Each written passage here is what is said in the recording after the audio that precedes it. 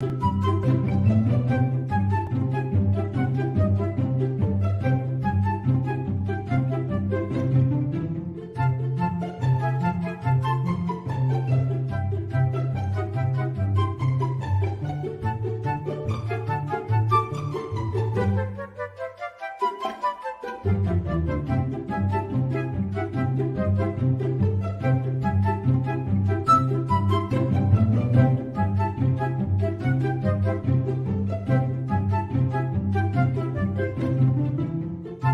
are so dumb. You are really dumb.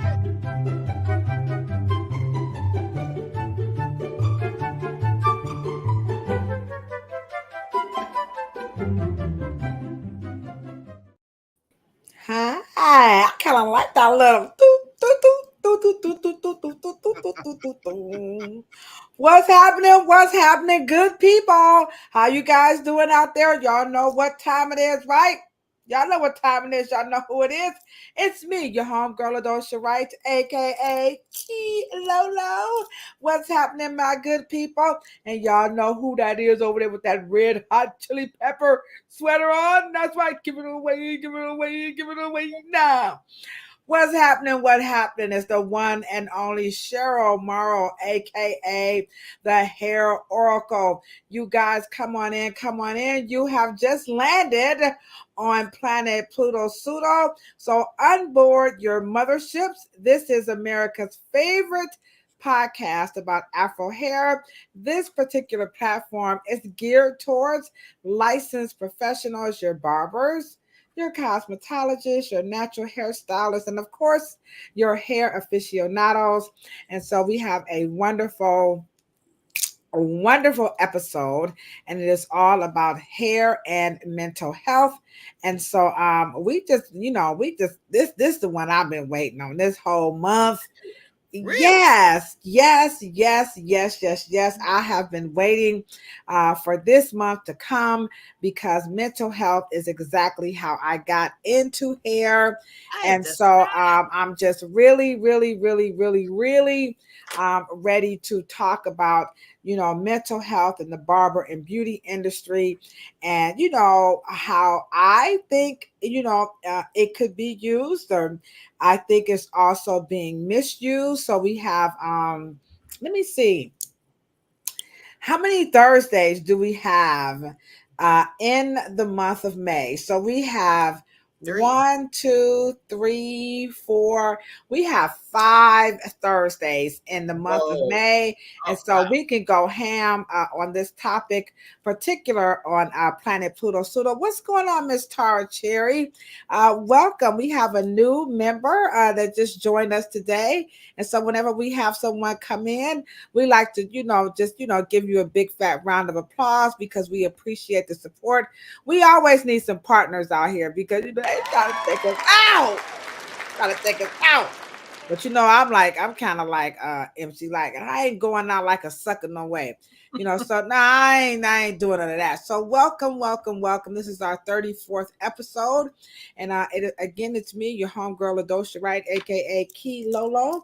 And then you have the one and only Cheryl Morrow, the Hair Oracle, is in the chat. What's going on? Live, work, clean. It's so nice to see you. And so sure, what's happening in California? What's happening and on the west side? What's happening over on the west side? Hey, everything is so damn mellow. Everything is just mellow. California is just one of those places you just want to live there for like ever, but it's so expensive, Yeah. It's comparable to DC and. Oh snap! Hey boss! Hey, my boss just dropped in the chat. What's going on? Oh my goodness. My boss is in the chat, so y'all know what that means, right? We got to drop them L's, boss. I hope you can stick around because we're going to need you tonight as we discuss hair and mental health. This is actually, let me just, while we're waiting for some people to come into the chat, I just kind of want to talk a little bit about how I actually got into hair. Now, this is a shameless plug. Y'all know me, I'm a typical hairstylist. I always trying to tell y'all some shit. If you don't have a copy of my book, what they don't tell you at the hair salon, then you should get a copy because this is exactly how I got into hair. I used to be an outreach worker, not to be confused with a social worker who's licensed. They have more education. They do, some have the ability to, do some diagnosis, some assessing, and all these other cool things. So I was an outreach worker. I was the person who went into the homes, to help reunify the family. So, and I would report back to like the social worker. And so it was during that line of work that I realized just how important hair was to mental health. And so my boss, she kind of encouraged it. My boss is actually Rashida's mom, Terry Ali. And then, of course, Terry Davis. And then my boss, Lavina. That's right, Lavina. They all encouraged me to, you should leave your job and do this for a living. And so this is how I actually got into hair, was to basically empower people by teaching them about hair. And then, of course, how to do their own hair. And so now here we are with Cheryl, and we're going to be talking about this topic in detail. So if mental health is your thing and you are a cosmetologist, a barber, or a natural hairstylist, or, a parent, you just got, mental health and you're wondering what's the connection, then tonight we're going to kind of peel back some onion layers on this topic. So Cheryl, what do you think about hair and mental health? What's your take? Do you think hair is it really vanity or is it sanity? Which one is it? I'm just trying to, I always say, you guys tell me in the chat, is it vanity or is it sanity? Okay, so I'm gonna type, I think it's sanity. I think it's true that if you look good, you do have a propensity to feel better, not in a like I said, not in a vain way, but I think it's about sanity. So drop what you think in the chat. In the meantime, Cheryl, what's your take on looking good, feeling better? Is it vanity or is it sanity? Well, I don't think vanity is a bad word per se. Everyone wants to feel good. And I think if they feel good, they'll change a lot about themselves, that they have the courage and the comfort to do it. But I deal with, I don't know if it's mental health per se. Oh, do tell. No, I think I deal with I think it's emotional. Now, what would be the difference? Well, people think that, and that's one of the reasons why they have some of the stigma on mental, like something's wrong with your mind. And the reason why the salon and barbershop is so ideal for coaching of any sort, especially when it deals with your physicality or your hair or your beauty or your self-image, is because salon is and beauty is personal. And when you have so many people riding on their self-image and their person, it's usually emotional. It's usually emotional. Yeah.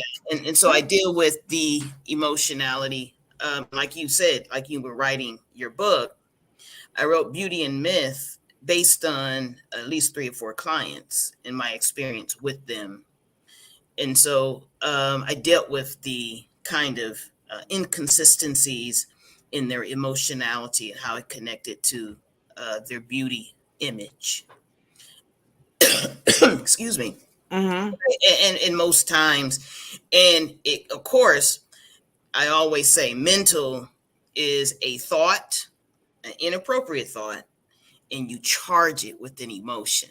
I like that. Is to me, because something mental can have physical, can show up in your body. Most definitely. And then something in your body can show up in your mind, and usually it's emotional. Yeah.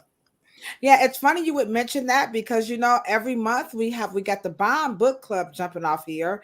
And you said if it's mental, it's charged by your emotions.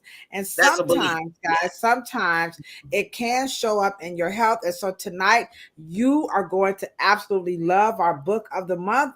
And Oh this yeah. is by Louise Hay. Heal. Look at Cheryl. I keep telling you, Cheryl, they don't want none. They don't want none. This is how it's going down right here on the Afro Hair Oh Science yeah. YouTube channel. And so you are on Planet Pluto Pseudo if you just hopped off the mothership. And so our book of the Yeah, I month forgot is that by you had that book coming. Yeah, I oh forgot. Yeah, yeah, come on, Louise. yeah, Hey, yeah, yeah, and we're yeah. gonna we're gonna show you guys if you are a licensed cosmetologist, a barber, whatever you want to call yourself, you know what I'm saying. And if you're working with people, you gotta have this book. I know you like, damn, Dosha, let you tell it. We need all the books. Yeah, We just trying to help absolutely. y'all out. You know what I'm saying? We're just trying to help you guys out. But seriously though, now I'm just gonna go through the book list for real. This you can put this in your purse, in your back pocket. You can leave it at your station. You could don't put it in your drawer because you'll get a fine. Okay, but you can put it like in your cart. You need this book. I think every salon should have books in their salon, not for the Absolutely. customers to read, but like reference. You know how you go to the doctor and the Mhm. doctor has reference books? So you need this book. You need your cosmetology book, and then you must have this book, okay? And we'll talk about why you must have it. And again, that is Louise Hay. So that is an absolute must. And so the topic tonight is all about hair and mental health. And I made it no big secret that it was my career in outreach that led me to cosmetology. But sure, you put a different slant when you talked about the mental health being charged by the emotions, and sometimes it could show up in the physical. But now we see cosmetologists and barbers are now trying to infuse, hair into like therapy or psychotherapy. We'll talk about that next week. But Mhm. this week we're going to get down to the nitty gritty, and we're going to just get right into it. How is it that people with Afro hair are having so many, traumatic experiences in life because they don't like the way that they look? And one of the things that women don't and men don't like the most about themselves, I thought it might be like your weight, or your financial, situation. Um, I even thought it might be like where you live, or maybe lack of employment, but it was hair. Mhm. So hair played a really big role. And when I was digging on your dad, like trying to validate Mhm. his work with the United States Armed Forces, that's how I got it in with Dr. Beth Bailey, Mhm. who confirmed that the race situation in the Vietnam War between those soldiers was about hair. And I Mhm. woke my brother up in the middle of the night, like, holy fucking smokes and gee whiz. So what is it about hair? We're going to get into that, Cheryl. Like, what is it about this Afro hair that just has people, you remember the gentleman Ahmaud Arbery who was running, and they, his hair, they talked about his hair and his toenails. I mean, it's something about that Afro hair, not my texture, not your texture. We're talking about like the Kunta Kinte hair, that Mhm. it gets this visceral response. Mhm. And so yesterday we had the opportunity to go down to the state capitol. Here we are. And Oh my that's goodness. Elliot, one of Elliot's mom. And then this is a politician here in Cleveland. He's one of the senators. His name is Herschel. I'm sorry, Craig, Senator Craig. And then there's me with my professor. And then there's Elliot Forehand. And Elliot proposed House Bill 414. And that's the bill that Cheryl, myself, and former state Senator Shirley Smith, we wrote that thing, didn't we, Cheryl? We did that. So, and so tonight's topic is really another reason why we need laws. I know. I mean, they were looking at us like this. Are y'all? Is y'all Negroes serious? Y'all got this white politician up. Yes, we are serious. And tonight's topic, we hope you guys will find a lot of the information very helpful and why it is important for cosmetologists and barbers, natural hairstylists, and hair aficionados to really understand. I like the way Cheryl put it, so Cheryl, I'm just going to copy off of you, okay? The mental health that is charged by the emotions that can affect your physical health. And so we're going to go take a deep dive into that tonight. But big ups to my homegirl, Chrissy. She went down there with me, my brother, Shan. And then, of course, there was Key Lolo. You know me. I was all up. You know I got to do my little thing. And we presented to the Committee on Higher Education. Fabulous. And so this is not a joke. Sure, did you ever think you'd be able to write a law in your life growing up? Yeah. As a cosmetologist, I would say. Not in one of the first cities that my father made the Afro famous. I mean, Cleveland's so part of the whole Black hair history picture, you know. And it's just been a pleasure and been this ever unwinding and winding road, you know. And so prizes keep us on our toes. Yeah, and to those of you who are in the chat, again, welcome. We're always so happy to see everybody here. Y'all like our fam, you know. So we really appreciate you guys. Boss, thank you so much because my boss Lavina, when I was an outreach worker, she really, really, really pushed excellence. And I used to think, I ain't gonna lie, boss. I'm like, damn, you know, them islanders, they crazy. They're so damn them islanders. But you know what? You know, iron sharpens iron. And so, Lavina, my career, a portion of it is really fueled by your push in me to be okay. Lavina was never like intimidated by, you know, what other people had or didn't have. She was for the people, and she is just truly the epitome of what it is to be a mental health expert. And she does excellent supervision. She takes no shorts. She is pro family. If you are not out there doing those home visits, writing those progress notes properly, and you know, doing the right thing, then you know she just wasn't having it. So, boss, let me give you a little bit of a round of applause. If you was here, I just kiss you on the forehead. But these braces, they're a little tight. I ain't gonna lie. Hey, y'all, I'm perpetrating the fraud up here. So, boss. So with that being said, let's hop into the topic. We got some reels here, okay? So we're gonna get real tonight. I think, you know, every time I do these things, sure, like, where do you find these things at? I would tell you guys again, you can go over to TikTok and just get your funky off, okay? I hope they don't get rid of TikTok, all right? So here we go. We are going to get some real brush waves. Are you guys ready? Real brush waves. Here we go. Here we go. Here we go. Here we go. Real brush waves.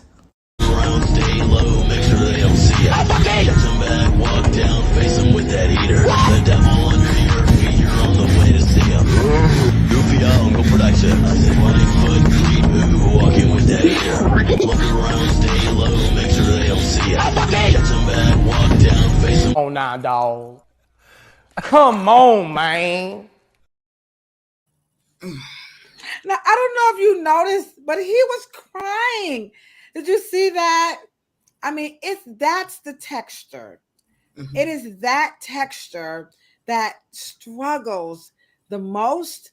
It is that texture who gets ostracized the most. Mm-hmm. It is that texture that people just swear it's so difficult. Mm-hmm. You know, it's that texture. It just gets a bad rap.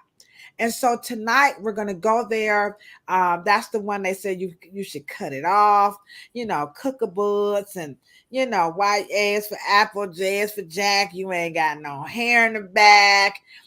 all these. So that texture gets it really bad. And so he was crying, and I'm sure some of it was, viewership, but it's just to show. I think what he is trying to capture is that struggle with. I mean, this texture is so disrespected. They're now calling it 4C. I mean, how awful could we be as a people? I mean, we thought nappy was bad. I don't know, I mean, come on, 4C. What's up with that? So we're gonna go more into that. All right. So here is the second one. All right, you ready, Cheryl? This one is called a real ponytail. You guys get ready. Get ready. A real live ponytail. A real ponytail. Oh my God. I'm not going. I'm not going. Fucking hate this. Oh my God. Oh, nah, dog. Come on, man. And so the struggle continues. And to me, when it comes to mental health and the emotions that fuels it, that can affect us physically, this is the type of thing that I would see as an outreach worker. I still see it behind the chair. If there are some hairstylists and barbers in the chat, if you could kindly chime in, can you relate to both of those reels where people are struggling with how to do their hair? They're trying to understand it. And now they are to the point where they're frustrated and they just can't take it no more. And so what I would see when you talk about how it's going to affect you, your physical health, or it'll manifest, is where people will begin to overeat. They may turn to drugs and alcohol. They may become violent. They want to fight somebody. So I would see those types of things. Or self-esteem is so low now, they're vulnerable to do things that they normally wouldn't do because they just, look at me, and so these are some of what I would call social ills. So this is exactly how I got into hair, because we would see that struggle, and you see the frustration. We have more videos. So let's start off with the confusion, the angst, just all of the barrage of emotions of trying to manage, Afro hair. Mm-hmm. Two things came to mind, I think, when those two types of clients would even actually approach the salon. I even think the hairstylist gets anxious. Mm-hmm. Oh, It's nervous. you just see, like, in the comments, like, people, hairstylists would say mean things about people who come in and they're doing things like brushing the hair with the wrong brush, or she's got the wrong products in her hair, as if like the customer would know. And I'm always like, what, dude, that's what we're here for. Why are we ostracizing them about something they don't know? So. And I also think the natural hair care movement even was born out of the anxiety of trying to come up with an alternative to where Black people were in 1999 going into 2000, right? And so everybody's uptight and trying to own, like a bone, like a dog on a bone, trying to own what they think the key to something that it's been so prevalent, and it has roots in the plantation. It has micro messages, right? It has triggers for us. And so the young lady that you saw, you know, but the mental triggers, as you and Lavina, I'm sure, know, that this is it just, and as Louise Hayes in the book will point to, these things are just the vehicles, but clearly what is behind um, the issues like the young man. Now, if we would be able to peel him off and be able to tell him that you want something that we have to do different, because first of all, your hair is too long to get the waves that you want. Second of all, your hair is too curly. You see how we're walking him through and not the self, you say vanity, insanity issues that he's playing in his mind. So he's got this inner dialogue. She's got this inner dialogue. Because at the end of the day, the plantation says you have to be sellable and you have to be a person that has to go into the marketplace and people have to want you. People have to want you around. And if you don't have the look for that, that brings the person anxiety. I can't join the group. I can't join society. I won't be talked to or spoken to. I will not be desired. I will not be wanted. You know, and all those messages are playing in the background. And as you would say, causes such an emotional charge. And then that thought, with that emotional charge, so I have a thought that maybe I'm not good enough. Then the emotion is a fear.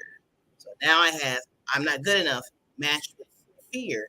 And then at the end of the day, there you go. That's when they start buying things that they shouldn't. They start calling it. They ultimately either cut it off or they self mutilate or they'll do something to themselves or they'll just cut their hair, you know. And I've had so many clients do that for the frustration of the inner dialogue and those messages playing over and over. Right. Now, what's up, Auntie Hair Coach? Oh, you know, what's happening? What's happening? So I just have two things. I don't know if I'm reaching too far ahead or just kind of work with me. So I see Auntie Hair Coach. Let's just put her comment in the chat. I don't know. This is very it's like a dream come true to be able to unpack this situation. So she says she locked her hair because she was frustrated with trying to detangle her hair all the time. Plus, I'm tender-headed. So with her locks, as long as she's clean, you know, the hair is clean and conditioned, she could just wake and shake. So let me just use the beginning of her sentence, okay? She was frustrated. With trying to detangle all the time. All of this, plus I'm tender-headed. Okay, so you see, now that's one half, right? Then when you go to the other half, nobody seems to talk about the reality that when our ancestors were brought over here, they didn't come with a toiletry bag. Right. So I know that's a big ass gap, but can you somehow, I know you the hair oracle, help us out with that big gap? Because to me, that needs to be said because everything she's saying, I mean, if you want to lock your hair, you want to lock your hair. I am not anti-locking hair for whatever reason. But if you are locking your hair because trying to detangle all the time and tender-headed, all of these don't even have to be. And Cheryl can definitely walk you through that. And of course, you know, there's a lot of reasons why that is, but Cheryl just kind of help us unpack it. And while Cheryl is doing that big old unpack, can you guys write in the chat, how do you like your hair? You know, or no, like I struggle with my hair. I see you, Lawana, but you don't always like it. Who in the chat, do you like your hair? No, yes, sort of, kind of. Do you do your own hair? You pay some help. Give us a feel for what we're dealing with in the chat. And then Cheryl, kind of help bridge that because their expectations on Afro hair is just way up here. And the truth of the matter is, we just wasn't brought over here with the toiletry bag. So can you mesh that for us? First, you were never taught how to love and have affection and an affinity for your texture. You were never taught that. So you are trying to make the most dominant hair type on the planet behave like the most recessive hair type. And when you have not learned that, what you'll do is you'll choose a cultural style to mask it. Locks, braids, mask our affection, our self-affection, our affection for who our texture. We don't like the way our texture makes us feel first, not the way it looks. We don't like the way our texture makes us feel. So that's why we use catastrophizing terms like I'm frustrated. You know, your hair's not doing anything to you. It is you don't like the way you feel when you interact with it. And so you use words like, I'm frustrated. That young lady in the video, she doesn't even like to go out because her going out is associated with her being liked and loved and adored. And so the hair is between the feeling, of course, again, the emotion of not being loved, wanted, adored, looked at, because Black women from the plantation up until approximately 1970, they're invisible. First time they weren't invisible is where they could go into their own salons, and that's the country club or the barbershop. And so if, the young waves, straight waves is a Black woman's, I gotta have length. And these are all things that have emotional attachments, in that we think that we're frustrated with our hair. No, we're frustrated with the feeling of how our hair makes us feel. And that's one of the things that I said about a couple of months ago. We can't keep choosing cultural rituals, cultural hairstyles to cover up what we don't feel innately in our African self. Make sense? Yeah. And I'd rather give you the love and affection for yourself and compassion for yourself. You just don't know how to do it. But don't cast and juxtapose that and project that onto your texture just because you personally do not know how to do it. And all you have to do is first have affinity to learn, and understand that there's some natural ways that your texture works, and you haven't learned that. And so until somebody comes and stops you and say, we're going to learn the characteristics in the environment, in the chemistry, in the characteristics in science, and in the artistic components of how your texture works to make it thrive.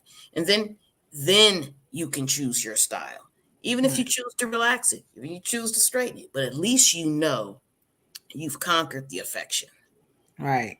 I think that's a really good place to start. There are a lot of comments in the chat where the word how to is definitely coming up.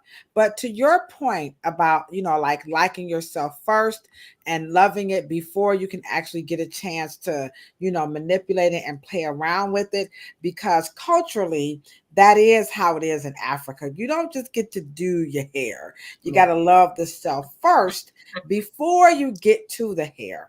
But here's a video that captures what you were talking about when you said mental fed by the emotion and then the physical. So this is coming out of the UK. And B Sundries, I hope we can get her on as one of our guests. She's over in the Netherlands. But here, I got this from her IG. So here we go. Hair is done, so I don't want to kill myself anymore. It'd be like that. I hate hair depression. It's really a Black woman thing, though. I'm not saying that, like, it is a Black woman thing. I'll tell you why. Go ahead, cook. Because as Black women, for so many years, we were sitting here thinking, damn, need a perm, need a straighten. Everything got to be neat, put together, and precise. I can't walk outside in a messy bun and just be like, okay, I know how society's going to look at me when my hair isn't done. So now I'm internalizing that, and I'm looking at me like, oh yeah, you're a fucking bum ass piece of shit. Your hair not done. Hair is done, so I don't want to kill myself. So, that's the pickaninny syndrome. Help us out. Help us out. Yeah, the pickaninny syndrome is from the from the plantation era. Okay. And if you don't know something and then the society puts the highest expectation on you to match what the beauty standard of Europeans. Okay, now you have to remember that Europeans are also going through and had their own trigger points in the colonial period and the imperialistic era, and running into you and saying, "Oh my God, look at where it's thin, it's straight, it's stringy. Oh my God!" And everybody's hair is coiffed and it's gorgeous and all these artistic, you know. So you're not, Black people in America have to understand that they are experiencing an era of Europeans that now have the ruling class, and you're in their sandbox. And now your hair, which you don't have any tools, you don't have any knowledge, you don't have anything, you don't have, and of course, straightening was an option. So you didn't have time to do all of these artistic styles that take several hours, of course, and where you were in a homeland in the continent of Africa. And so that process of us being able to like have conversations like this, you didn't have any outlet to do anything. What you were told was to be invisible. And so when she said, "When I come out," she didn't say, she doesn't mean in the Black community, because of course the Black community can be even more vicious, right? Because they know it's dangerous. You won't get a job. You won't feed yourself. You won't be able to survive. You won't do this. Your anxiety level is right up here, and you're literally frightened. And we have these relationships, and we can talk about that in terms of our internal families and how vicious Black women were made to feel. That's a whole nother issue. But she said, "I'll internalize it." And she used words like kill. "I'll kill myself." And so, as I say, your net worth is your self-worth. You must bring this internal affection in this conversation, and you can have it with life coaches, and you can have it with hair coaches, or hopefully, but Right. that's the Right. picture. So now as licensed professionals, Mhm. we're dealing with people who come in. One of the things that I do notice, like in the hair salon, and again, if you are a licensed professional, please drop that in the chat and just let me know if you've had some of the same experiences. Another experience that I see is where, people don't even want to look at themselves in the mirror. So when you talk about the importance of liking yourself, that's like I could turn a guest towards the mirror and they'll push it back. When I cut the hair and I'll, have them facing the mirror. "Oh, well, the last one I went to, they cut my hair. I don't want to face the mirror." I'm like, "Well, I can't cut your hair without the mirror." I mean, professionally anyway. And so we see a lot of that. They don't even want to look at themselves, and now you're suggesting that they love themselves. And so No, and I want to be clear. Like and love is not what I'm talking about, because you can like something and not have affection for it. I literally mean affection. I mean this, I'm talking about I like even rubbing my hair. I mean, I like touching it. I like looking at it. I like feeling it. I mean, I literally think that it's probably my best feature. That is a whole totally different relationship that I'm speaking about. right, And but let's take Lawana. Mhm. She says my grandmother taught her to hate her hair. Now here's a clip, and I want to start with the children because this is where we might get stuck here. I don't want to do it, but we just might. I hope not. By the way, we need, before we do this show, let's show them what they can do right now to help change the narrative about hair and mental health. And then I'm going to show the clip, and Cheryl's going to show show you guys how you need to hit that thumbs up button right now, because we got some folks in the chat. We just need that thumbs up button going. So show them right quick, Cheryl. Here we go. That's right. Come on, y'all.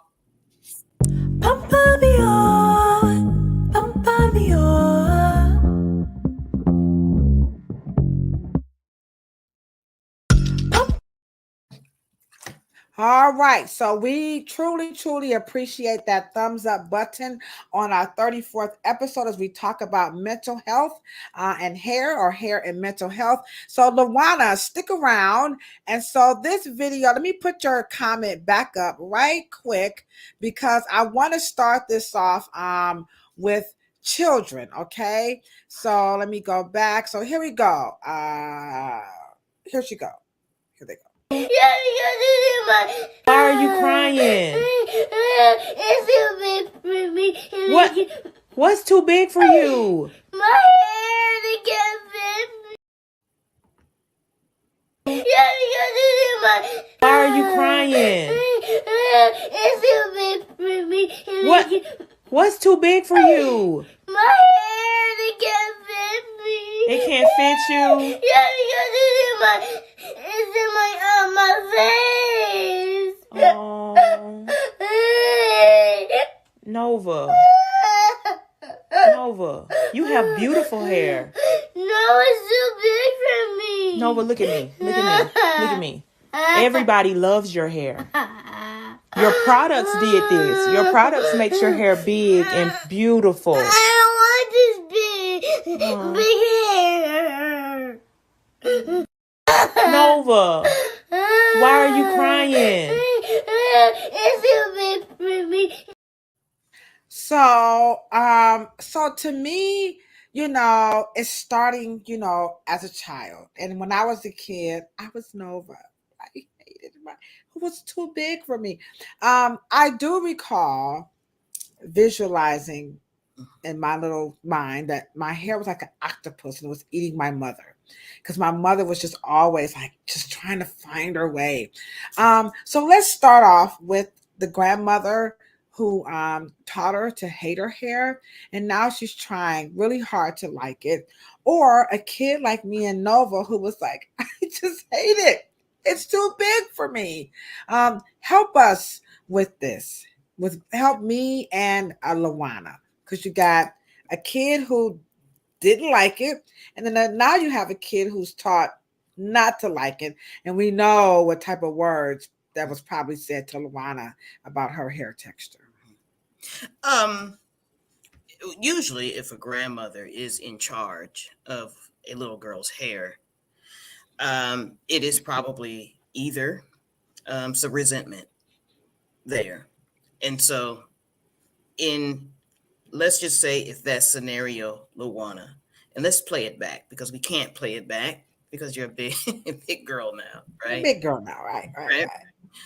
But one of the reasons why I specialized in children is because it was the mothers or the guardians. They didn't necessarily have to be female, but the guardians that needed to be trained and not the children. Okay. And so you have to make sure that, because the little girl, you have to hear the way she was crying. That was a frustrated cry.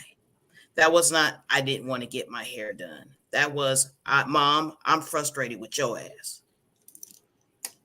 Really? It's not a cry that she didn't like her hair. And you see how the mother was trying to convince her.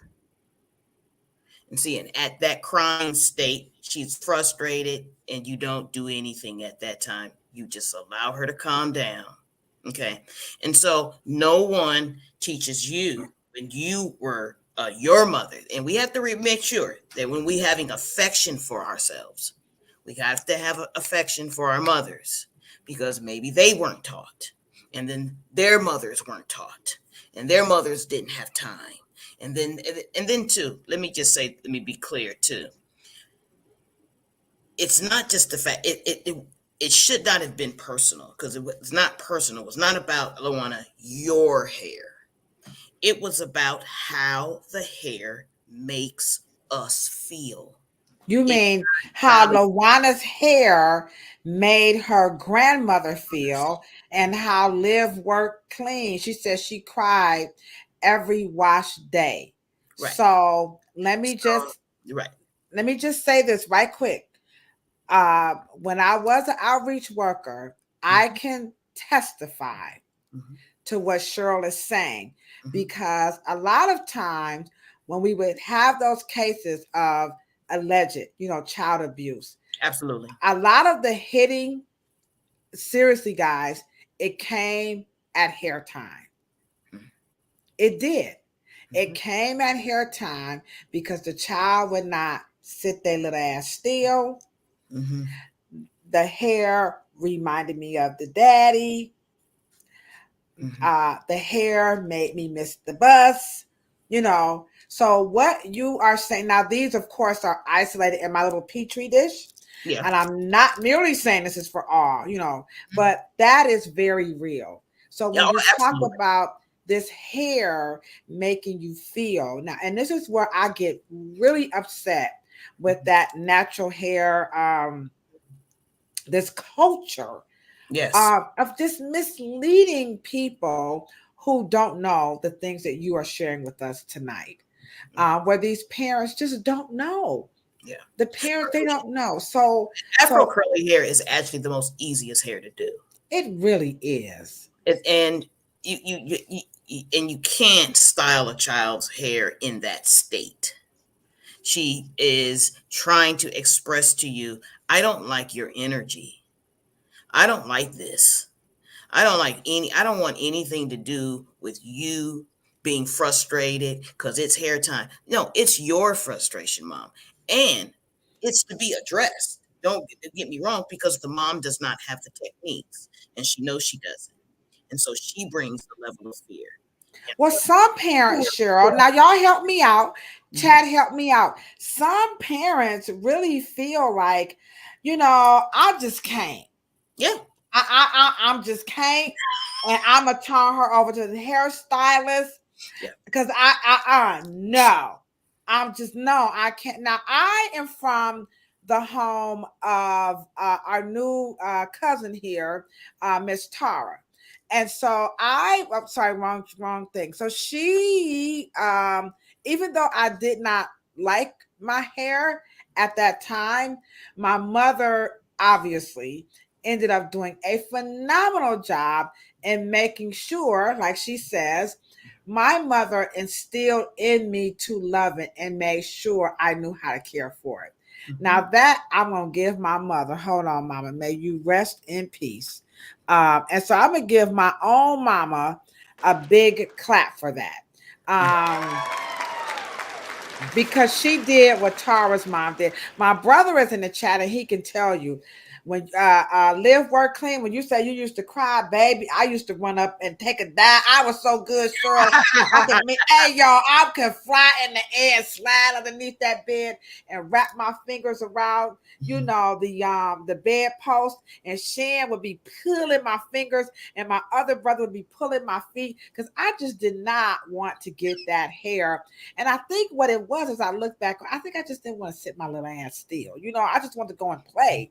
So some of it is a little bit more going on. But when you talk about, let's talk a little bit about that parent who just like, I ain't there. And some parents actually feel like that's it's like a badge of honor. Like, well, I'm just gonna pay here, you do it. Yeah. So talk about what is that And doing that's, to to me, a. that's the healthiest thing.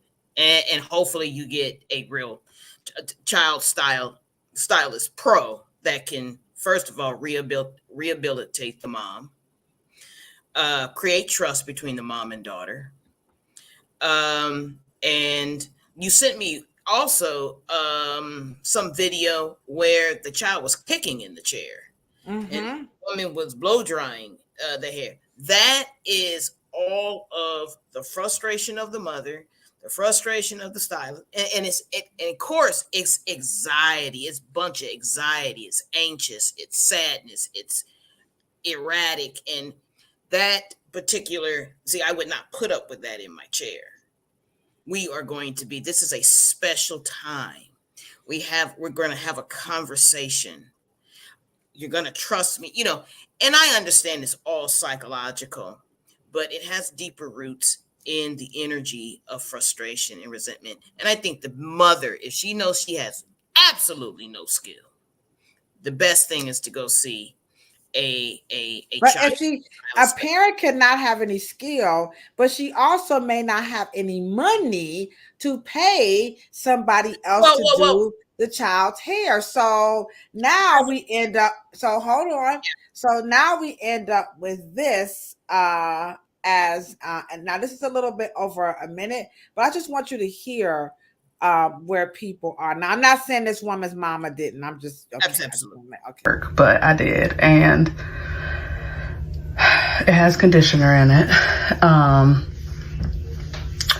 I am looking for suggestions because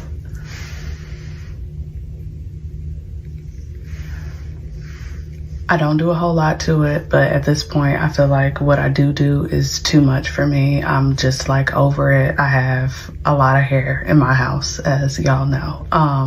So at this point, I'm about to just either perm it after 14 years or cut it all off. And I don't feel any kind of way about either of those options, but I am impulsive. And so I thought I would come on here and ask for suggestions before I, just jump.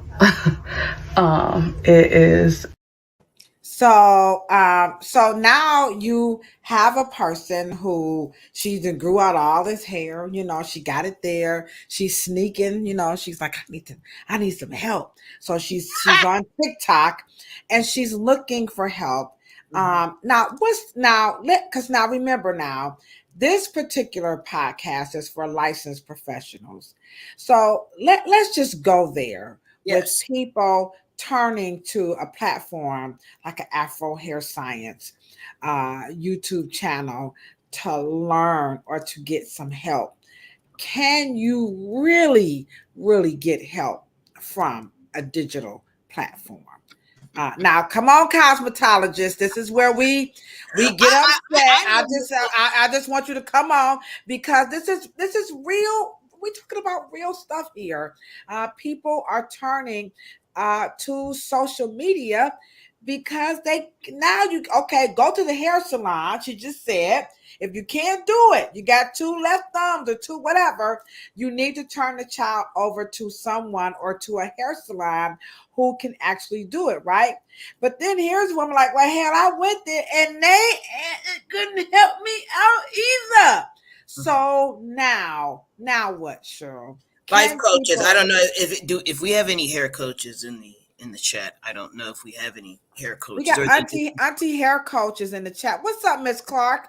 How you doing? Auntie hair coach is the only one that's official. She has the official title of auntie hair coach. So far we have one hair coach. And I don't even, maybe you can enlighten us on what a hair coach is after you answer. Because you know, this is when I get really like, ooh to the beat, where people are turning. Because I don't, go ahead. I'm sorry. I'm getting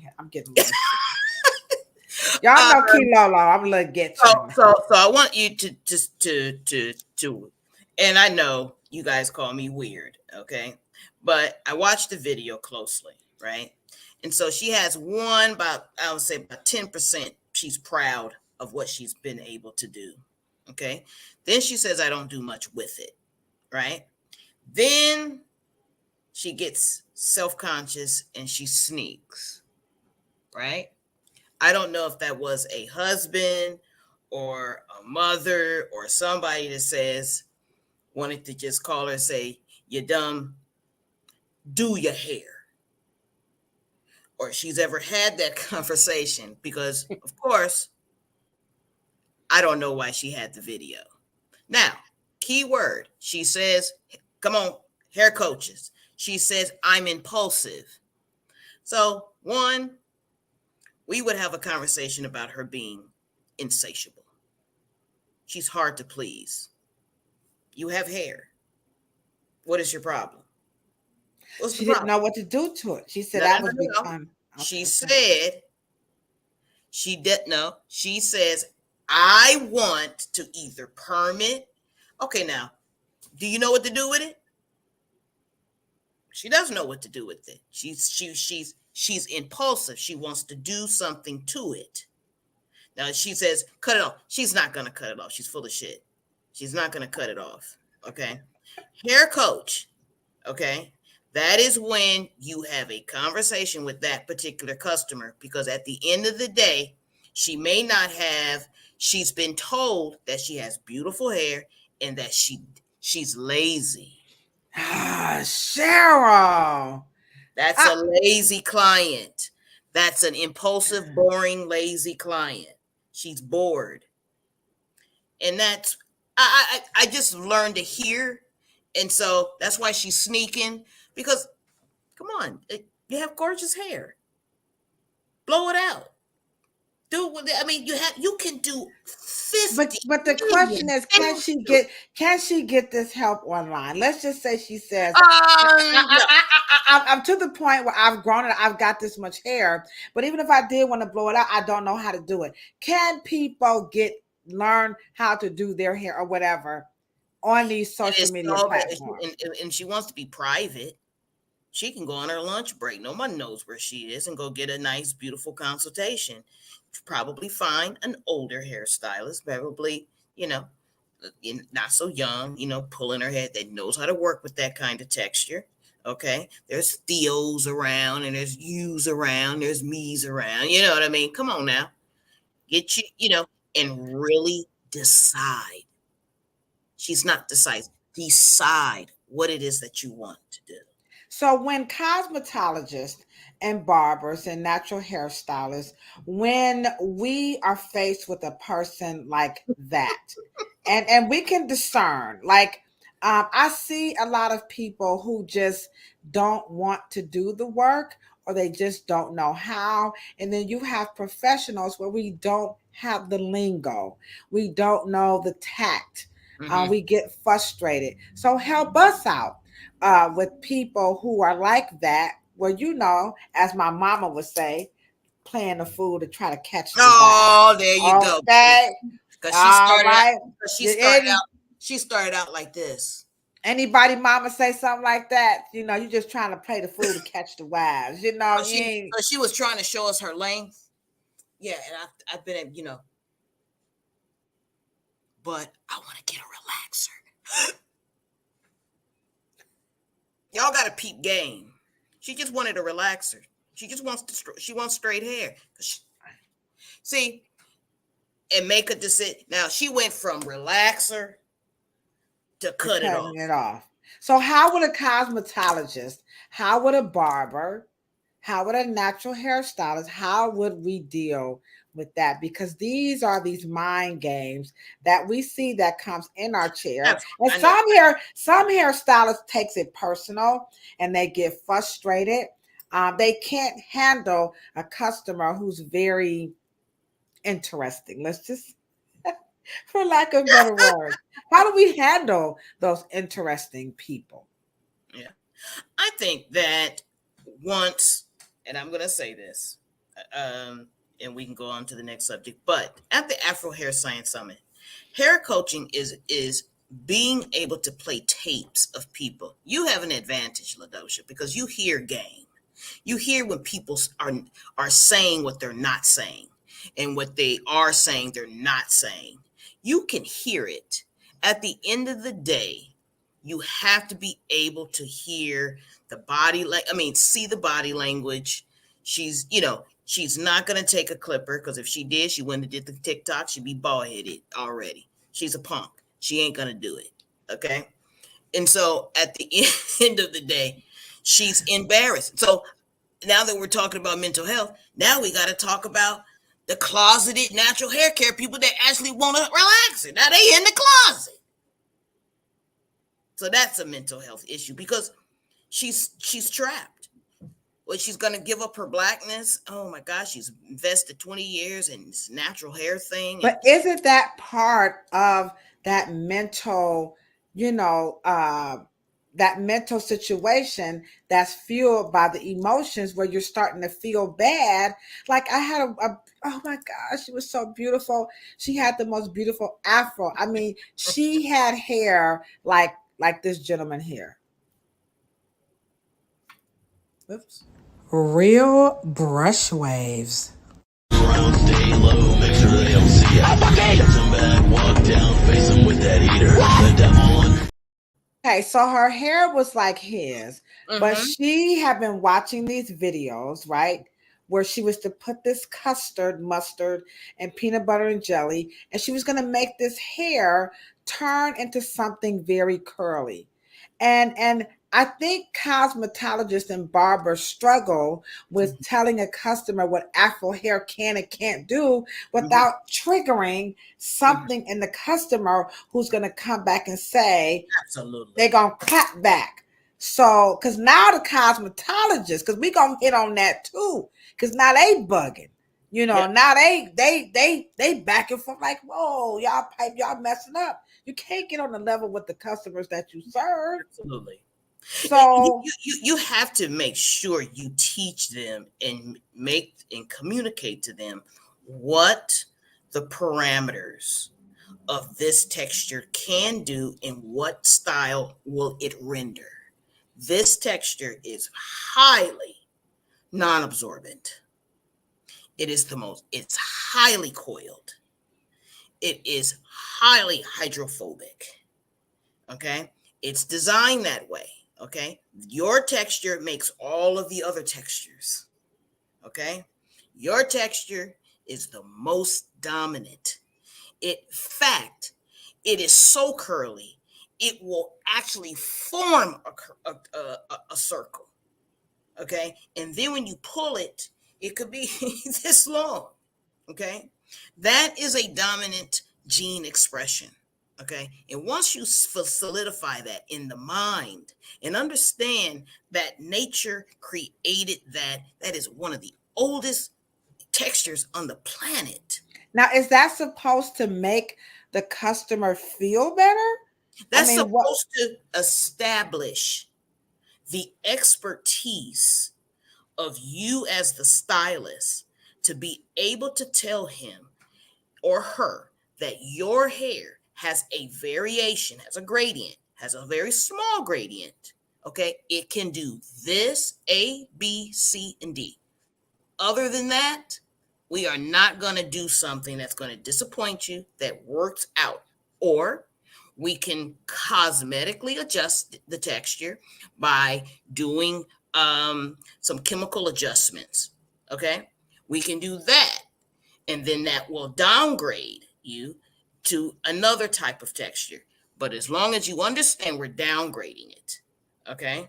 And then you talk to them as they're making the decision to be able to feel and look. Because ultimately, it is their feeling, their emotionality, their emotions of how that texture is, what that texture represents, and how that texture makes them feel emotionally. You're not going to make them get a decision.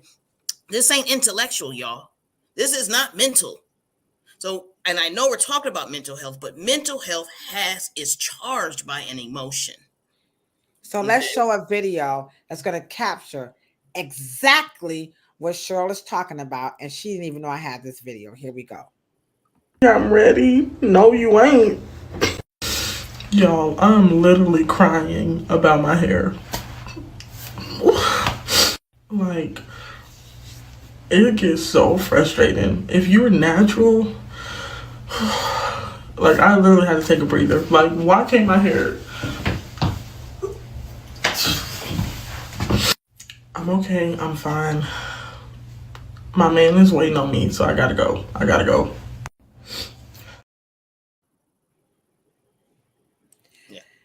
And did you see how she pointed to the shower? Like, why can't my hair?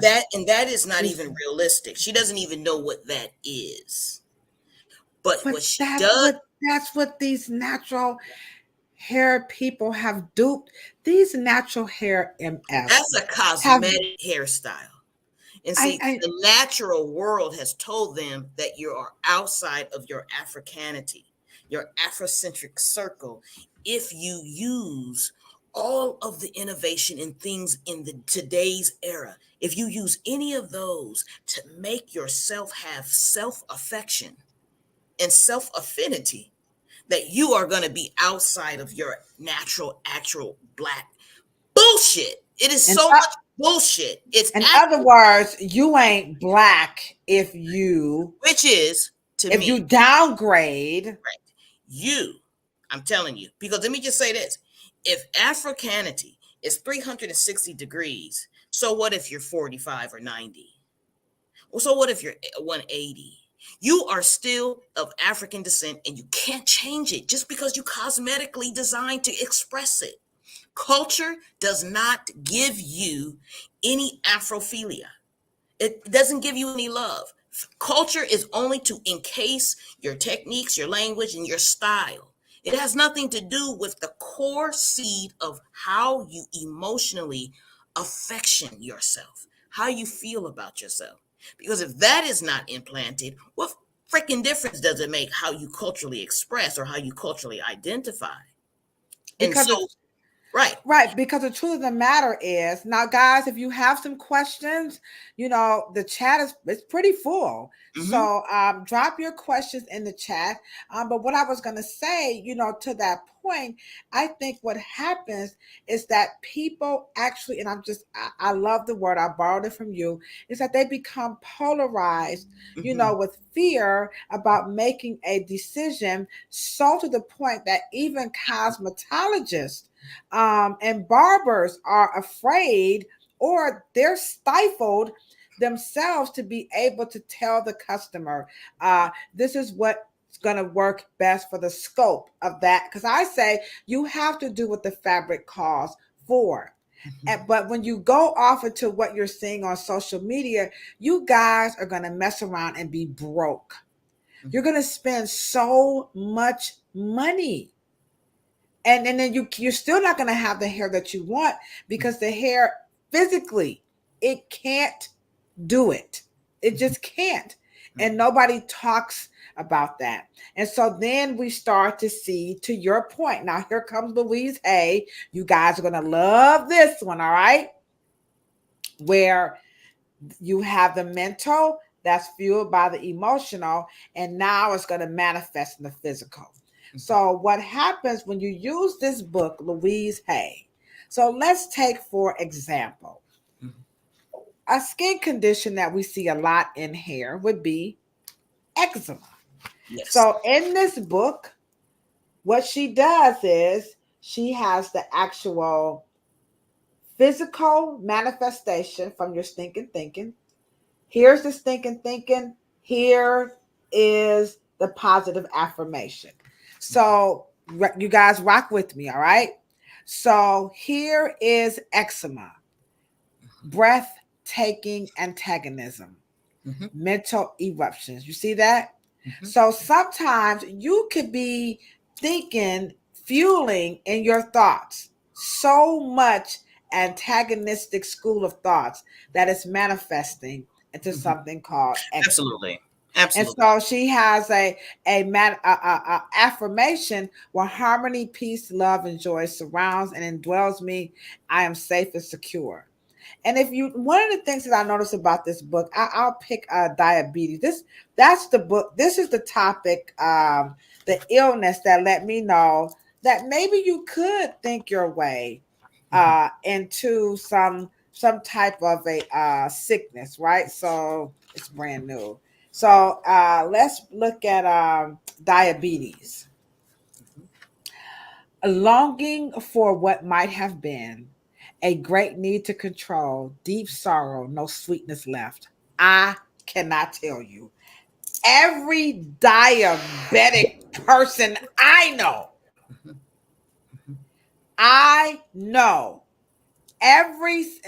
let's talk about my world. They really do have a longing for what might have been. They talk like that. Well, like I said, the salon is the perfect place to get the conversation. So you're listening as a stylist. You're sitting up there, and they're just going, and that's why you know that. And so this is why I said you must get this book. But we do have a question in the chat, and this is coming from Live Work Clean, and we're gonna be getting ready to wrap this up, guys. So what styles can a real Afro do? That's come on. Let me give you a round of applause. Now, as we say, come on with the come on and get down with the damn get down. So I'm gonna give you a big fat round of applause because now, as my mama would say, we're cooking with gas. So what afros, girl, can a real Afro do? Well, and live, work, clean. I'm gonna correct your question if you don't mind. I don't think it's a matter of style. I think you're artistic enough. I don't, because what are you want me to name one? Just like throw one out? And I don't think that's what your question is. And I think as stylists that we need to learn the chemistry, how Afro textures hair interact with the environment, and then match that up with what as stylists we need to make the styles. We don't have to ask the world, or there has to be a style out there, or maybe we need to redefine what styles are in terms of styling Afro hair. Well, first of all, our 1960 predecessor or progenitor of the first Afro movement coming from the plantation, right? They didn't ask that question. They created it, right? And so I know that we want to go to that cultural bag again, Africa. You know what I mean? That cultural bag. We have to start redefining what the beautiful, the wonderful magic for the texture. Stop trying to make it do something, because I think that you're onto that. You want to make styles conducive for that texture, right? And that curl shape, or that lack of moisture holding in it, and it really holds a shape really well. So maybe we need to bring back some of the cuts and some of the designs and stop trying to make it transition into something that it doesn't. And so I think your question is interesting to the point enough to where you're the designer. You're talking, I mean, what kind of clothes should a full-figured woman wear? You make it. And then at the end of the day, we'll be picking up the lookbook of Live, Work, Clean, and we'll be saying, oh my God, that's beautiful. That, we have to start answering and being the solutions. And I know that you probably know that, but, because that particular person may not want Bantu knots. Mm-hmm. That person may want something sexy and sleek. And our job is to that's why we cannot let the natural hair care world take us into the future of innovation, because these people want what they want, and they know when they see it, I want that. We as an industry people, we've got to give it to them. Right. We've got to start doing it. But I did have a question for you, and I don't know if your boss is still in the chat, but did you find that most of the children in those particular social work homes always suffer, or most of them, or did they suffer from skin disorders? Autoimmune. Yeah. And so that would make sense. Yeah, we did. We saw a lot of eczema, dandruff, psoriasis, psoriasis, dermatitis. Yeah. Now we did not diagnose those. We just of course. Yeah, I'm just it's just ironic that in the Louise Hayes book, because you have a lot of disturbances, a lot of emotional disturbances. And so when you talk and when you read Louise Hayes' affirmation, the child wants to be safe. The child doesn't feel safe. The child is displaced more often or moves often. And so you get different types of water pHs in the home. and then you get all types of, you're not paying attention to how they're washing the clothes. There's just like you said, there's a lot going on in that home when they are having those up and down type of emotions. Oh yeah, this book right here, it's definitely, it's gonna get you together, like you would not believe in it. Like I said, I call it a school of thought. I'm not a doctor, but I'll tell you, man. So far, some of this, let's take cramps. You hear women, oh, I'm just cramping. Oh, it's that time of the month. I'm cramping. So here's the thoughts. Tension, fear, gripping, trying to hold on. You gotta let it go, guys. Because like Cheryl said, your mental is fueled by your emotions, and this stuff will manifest in your body physically. And so as licensed professionals, we have to do what I call these 3 principles of hair care and hairstyling. It's about the right products, the right tools, and the right techniques. You want to know what to do with that hair. You do what the fabric calls for under those, using those 3 principles. And then, like she said, live, work, clean, be creative. Sometimes you will have to manipulate the fabric and do something different if that's what they're up for. If not, you could be creative. I told the guest she needed to color the hair with, make it black to make it look rich and thicker. And she was like, oh, I thought that she was fighting for this natural. She was just fighting to be natural. And it was my job to say, just because you color it doesn't mean it's not natural. If that's your issue, I mean, it's still your hair. You got clothes on. And here we go again. You put a bra on them, still your boobs, ain't they? I'm just saying, right. Well, and here's the thing. And I think that there's a movement of something. A former business partner of mine, she coined and she gave it to me, and I think she gave it to the world, right?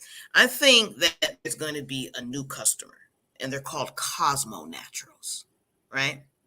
And the Cosmo Natural is going to want a level of cosmetic treatment. She's going to want ultimate transition. She's going to want ultra softness. She's going to be able to want it to go from a sleek back to natural, and from natural, that coiled look. She's going to want to braid it. She's going to want that texture to be cosmetically flexuous enough. And you're going to have to get a particular treatment. Now, that's where Dr. Morrow was going into the future. For her, for him or her to be able to have texture enhancement and to still hold on to her natural status, because I don't know if they ever told you, you cannot be unnatural. You can't. You can't lose your natural status. As long as it's keratin, you can't do it. A palm tree. Now, you know how when y'all go in your neighborhood and they're cutting the palm trees and they're shedding all the palm trees down and they're now all nice and coiffed? We're from the project, Cheryl, but we follow you.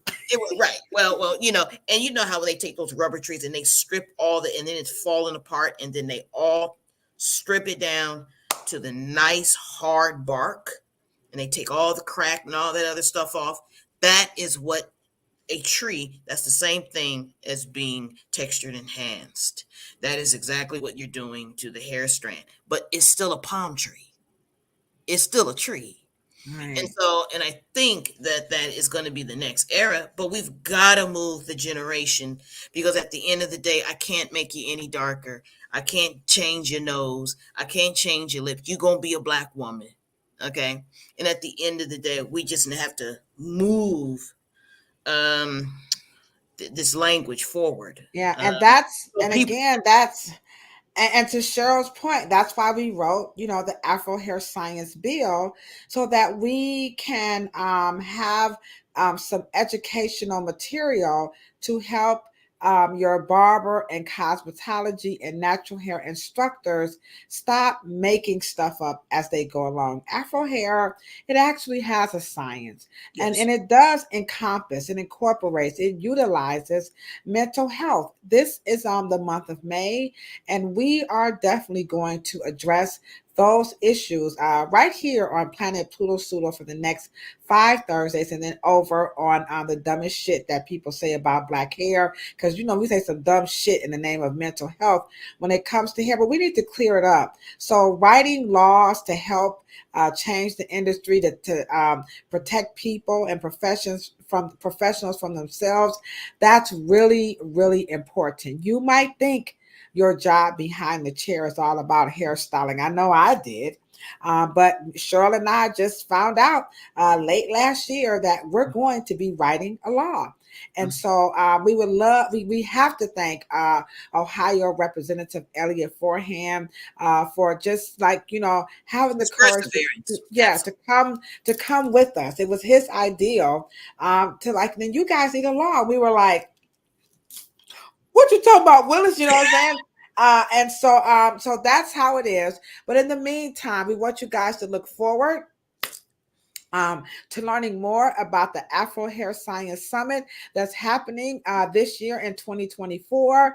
We're talking about Mastering Textures 2.0, the dosha tones, coloring textured hair, the C-suite, the salon versus those lofts. So we're going to be talking about that. That's coming again this year, the Afro Hair Science Summit. Also, our book of the month is Louise Hay, Heal Your Body. I don't think the book is over $10. All right.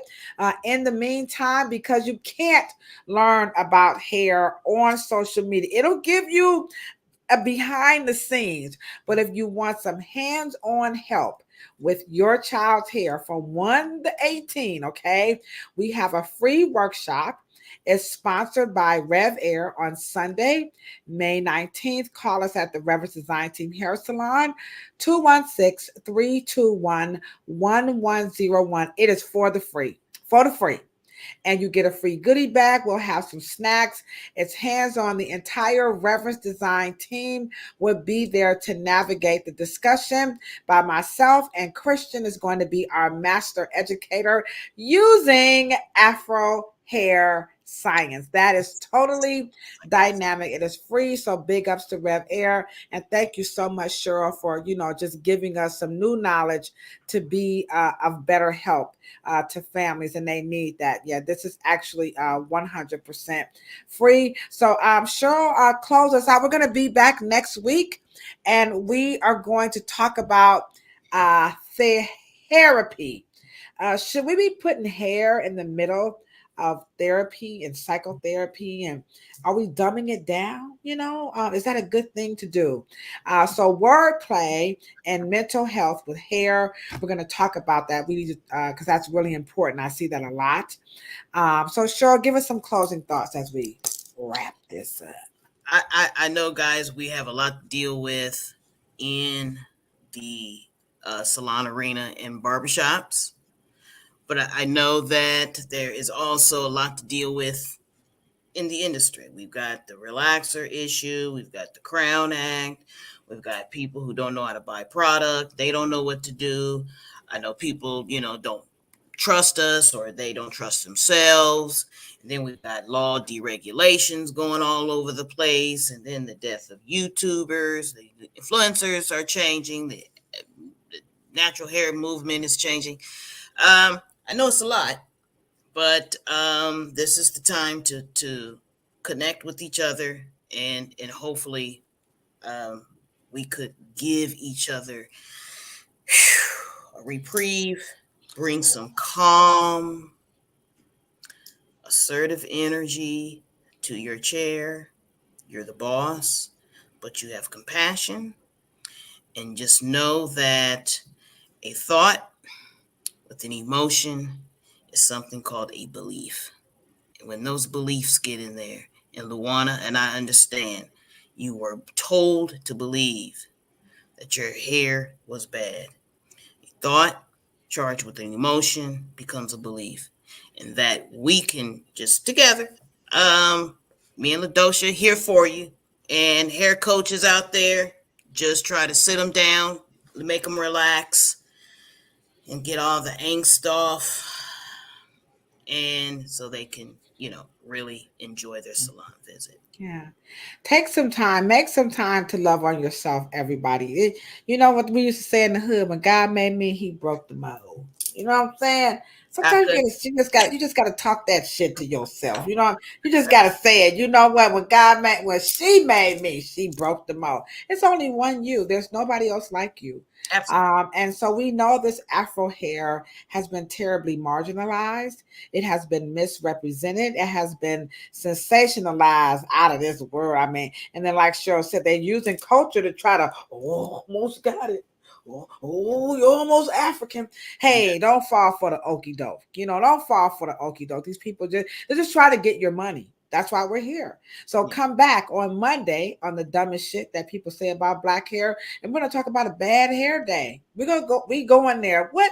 That's the dumbest shit Sure. people ever said about black hair. What the hell is a damn bad? That's one word I'm tired of. So if you can't get no more dumber shit than a bad hair day. So we're gonna talk about that bad hair day on Monday, then come back and join us right here on Planet Pluto Pseudo. Get on your motherships, put your helmet on, and we'll be back here to talk about the therapy, psychotherapy. Everybody put some hair in the therapy, even the shampoo. Anywho, all right, guys, you know what we say? We're signing out, right? You ready? Good, better, best. Never let it rest until your good is better and your better is best. Deuces, my good people. Lawana, we want to see you back in the chat. Oh, and our cousin. Hey, wait a minute. We got our new family member came in to see us, Miss Tora. Please, Tara, please come back and see us. You are absolutely phenomenal. It was so nice to have you in the chat. We love for everybody to come back and join us. And don't forget to hit that thumbs up button. Cheryl, I'll talk to you in the morning. Deuces.